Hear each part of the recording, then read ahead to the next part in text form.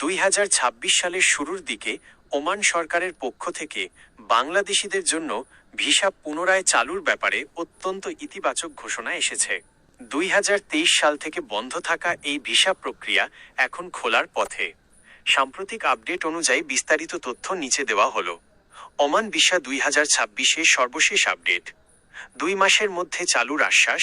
গত 27 জানুয়ারি 2026 সৌদি আরবের রিয়াদে ওমানের শ্রমমন্ত্রী মাহাদ বিন সাইদ বিন আলী বাওয়াইনের সাথে বাংলাদেশের প্রবাসী কল্যাণ উপদেষ্টার একটি বৈঠক হয়েছে।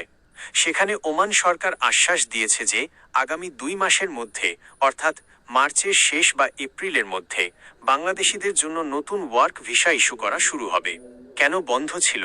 ওমান সরকার জানিয়েছে, দেশটিতে অনিয়মিত কর্মীদের বৈধ করার প্রক্রিয়া সম্পন্ন করার জন্যই তারা সাময়িকভাবে অদক্ষ ও আধাদক্ষ কর্মীদের ভিসা বন্ধ রেখেছিল। দক্ষ জনশক্তির প্রাধান্য। এবারের ভিসা খোলার ক্ষেত্রে ইঞ্জিনিয়ার, ডাক্তার, নার্স এবং কারিগরি কাজে দক্ষ ব্যক্তিদের সবচেয়ে বেশি প্রাধান্য দেওয়া হবে। 12টি বিশেষ ক্যাটাগরিতে সুযোগ। এর আগে থেকেই ওমান সরকার আংশিকভাবে 12টি ক্যাটাগরিতে ভিসা দেওয়া শুরু করেছে। এর মধ্যে রয়েছে family visa, doctor, engineer, nurse, শিক্ষক এবং হিসাবরক্ষকদের মতো পেশাদার ভিসা। জিসিসি দেশে বসবাসরত বাংলাদেশিদের জন্য ভিজিট ভিসা। বড় বিনিয়োগকারীদের জন্য ইনভেস্টর ভিসা। গুরুত্বপূর্ণ নতুন নিয়ম।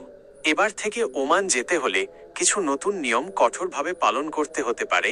1. সনদ যাচাই। যারা পেশাদার ক্যাটাগরিতে যাবেন তাদের একাডেমিক ও পেশাগত সার্টিফিকেট যাচাই বাধ্যতামূলক করা হয়েছে। 2.